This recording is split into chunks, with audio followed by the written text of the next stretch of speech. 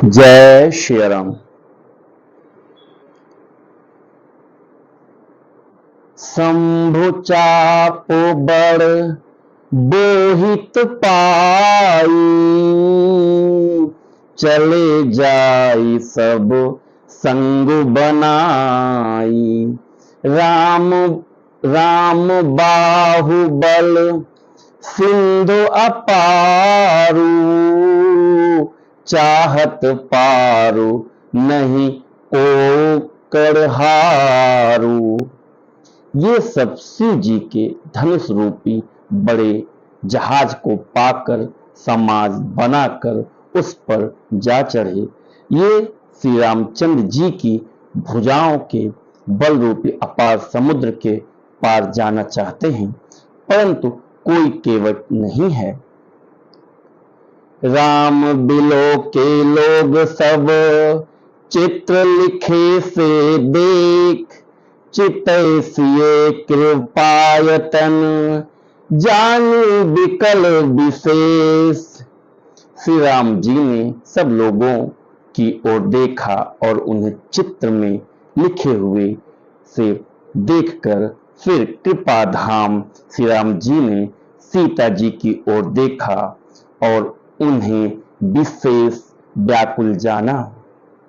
जब भगवान श्री राम आराध्य हमारे खड़े होते हैं धनुष के सामने, तो पहले एक नजर सबको देखते हैं जो वहां लोग बैठे रहते हैं, फिर उसके बाद माता सीता जी की तरफ देखते हैं और उनकी व्याकुलता को देखते हैं। देखी विपुल विकल बैदेही, निमिष बिहात कलप समतेहि। त्रिसित बारी बिनु जो तनु त्यागा, मुए करई का सुधा तड़ागा। उन्होंने जानकी जी को बहुत ही विकल देखा। उनका एक एक क्षण कल्प के समान बीत रहा था। यदि प्यासा आदमी पानी के बिना शरीर छोड़ दे तो उसके मर जाने पर अमृत का तालाब भी क्या करेगा। का बरसा सब कृषि सुखाने, समय चूके पुनि का पछिताने।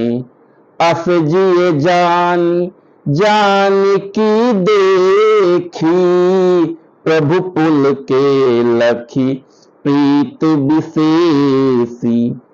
सारी खेती के सूख जाने पर वर्षा किस काम की, समय बीत जाने पर फिर पछताने से क्या लाभ। जी ने ऐसा समझकर श्री राम जी ने जानकी जी की ओर देखा और उनका विशेष प्रेम लखकर वे पुलकित हो गए। गोस्वामी तुलसीदास जी कह रहे हैं कि अगर बारिश के आने का क्या मतलब जब खेती सूख जाए, तो इसीलिए प्रभु अब कह रहे हैं कि देर ना करके अब जो माता सीता की व्याकुलता है उसको दूर किया जाए। गुरहि प्रणाम मन ही मन कीन्हा, अति लाघव उठाई धनु लीन्हा। दम क्यों दामिनी जिन जब लयऊ, पुनि नभु धनु मंडल सम भयऊ। मन ही मन उन्होंने गुरु को प्रणाम किया और बड़ी फुर्ती से धनुष को उठा लिया। जब उसे हाथ में लिया तब वह धनुष बिजली की तरह चमका और फिर आकाश में मंडल जैसा मंडलाकार हो गया। लेत चढ़ावत खैचत गाढ़े, काहू न लखा देख सब ठाढ़े। तहि क्षण राम मध्य धनु तोरा, भरे भुवन धुनि घोर कठोरा। लेते चढ़ाते और जोर से खींचते हुए किसी ने नहीं रखा। अर्थात ये तीनों काम इतनी फुर्ती से हुए कि धनुष को कब उठाया, कब चढ़ाया और कब खींचा, इसका किसी को पता नहीं लगा। सबने श्री राम जी को धनुष खींचे खड़े देखा। उसी क्षण श्री राम जी ने धनुष को बीच से तोड़ डाला। भयंकर कठोर ध्वनि से सब लोग भर गए। आपको पता है, जब प्रभु आराध्य श्री राम जी धनुष बाण उठाते हैं और उसको जब तोड़ देते हैं, बीच से टूट जाती है धनुष, तो इतनी फुर्ती से उठाते हैं कि किसी को पता तक नहीं चलता है। ये फुर्ती बिजली की भांति हमारे आराध्य प्रभु श्री राम जी धनुष को उठाते हैं और खटाक से वो धनुष बाण टूट जाता है। तो मित्रों, जय श्री राम। तो आज का श्री रामचरितमानस का पाठन, आज का जो हमारा लक्ष्य आपको पता ही रहता ही है, डेली का 5 चौपाई पढ़ने का, वो मैंने आज का कंप्लीट कर लिया। मैं उम्मीद करता हूँ कि आप लोग भी श्री रामचरितमानस का पाठन डेली करते हैं। अगर नहीं करते हैं तो आप लोग डेली पढ़िए श्री रामचरितमानस, कम से कम 5 चौपाई जरूर पढ़िए। और दिन अगर आपको टाइम मिलता है तो ठीक है, मुझे तो टाइम मिल जाता है, ऐसा नहीं, मैं भी बहुत बिजी रहता हूँ, लेकिन कोशिश करता हूँ कि कम से कम 5 चौपाई जरूर पढूं। तो मित्रों, हर रोज अगर आप लक्ष्य बनाएंगे, अगर आप प्रीत लगाएंगे श्री रामचरितमानस श्री राम जी से, तो आपको टाइम जरूर मिलेगा। मित्रों, आजकल अगर मैं सही हूँ तो लोग सोशल मीडिया पे बहुत टाइम दे रहे हैं, व्हाट्सएप, फेसबुक। हमें लगता है कि आज का लगभग 2 से 3 घंटा लोग डेली वेस्ट कर रहे हैं। तो जो आप 1.5 घंटा, 2 घंटा, 3 घंटा वेस्ट कर रहे हैं, उसमें आपको कुछ नहीं मिल रहा, उसमें खाली आपको परछाई ही देखने को मिल रही है।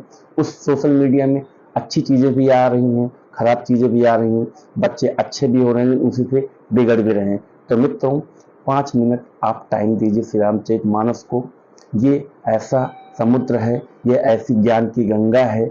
आप जब जब इसमें गोता लगाएंगे, जब जब आप इस महान पुस्तक, इस महान ग्रंथ को जब जब आप उठा के पढ़ेंगे, तो आपको मैं गारंटी देता हूँ, हर बार कुछ नया ज्ञान प्राप्त होगा, हर बार कुछ न कुछ नई चीजें प्राप्त होगी, हर बार आपको एक नया संस्कार प्राप्त होगा, हर बार आपको एक नई संस्कृति प्राप्त होगी। तो मित्रों, ज्ञान, संस्कार, ये सब चीजें पाने के लिए और अपने लक्ष्य पे फोकस करने के लिए मैं तो यही कहूँगा कि आप लोग कम से कम 5 मिनट श्री रामचरितमानस को जरूर दीजिए।